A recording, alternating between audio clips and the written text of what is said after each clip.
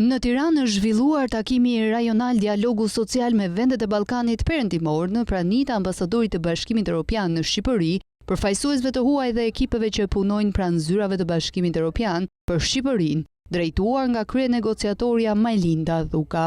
Në fjalën e tij, ambasadori i Bashkimit Evropian për Shqipërinë Silvio Gonzato ka theksuar se Bashkimi Evropian do të mbështesë politikat sociale në Shqipëri për të parandaluar, siç e quajti ai, dëshirën e të rinjve për të emigruar.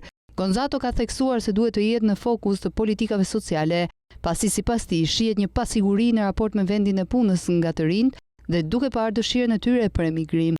Dialogu social luan rol në shëndetin e Shqipërisë dhe është pjesë e rëndësishme e politikave sociale dhe të punësimit, që janë edhe pjesë e grup kapitullit numër 3 që do të çelet shumë shpejt. Dialogu social nuk është i rëndësishëm vetëm për antarësimin, por edhe për kohezionin. Të rinjt shpesh janë të shqetësuar për të ardhmen dhe kjo sill dëshirën për të emigruar sepse kanë pasiguri për punën. Kjo mund të vijë edhe prej punësimit informal, që nuk paguhen ditët kur nuk janë mirë me shëndet. Shqetësim tjetër është cilësia e arsimit, por edhe korrupsioni. Është pengesë e madhe për të rinj që të realizojnë ëndrat. Mungon një sistem që bazohet tek merita. Na duhet një dialog social dhe domethënës.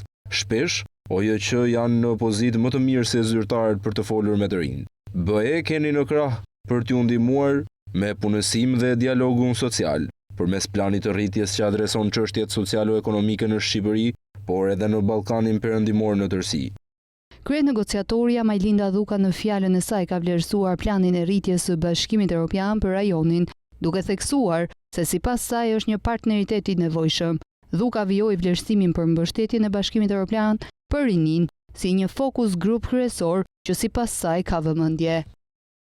Ne po e bëjmë këtë me model partneriteti. Kjo është e qartë sepse plani i rritjes është partneriteti i BE-s me Ballkanin Perëndimor dhe integrimi i këtyre tregjeve. Kjo do të sjellë mundësi për punonjësit, por edhe mundësi për ato që quhet zinxhiri i vlerës, që do të thotë rritja e njohurive të bizneseve dhe punonjësve. Nga ana tjetër, ka disa programe të Bashkimit Evropian që po vijnë në zbatim në vendet tona. Falenderojmë BE-n me faktin që fusha si dialogu social, punësimin dhe veçanti rinia i ka përparësore dhe këtë e ka treguar me programet e BE-s për rinin. Ne kemi krijuar këtë urë me partneritetin tanë social dhe nga BE me bashkëpunimin me komunitetin ekonomiko-social të BE. Duam të gjejmë një model më të mirë edhe për grupet e interesit me përfaqësimin e tyre. Po shikojmë modelin e komunitetit si dhe përbërjen e këtyre komisioneve. Europa është kështu, u shpreh Dhuka.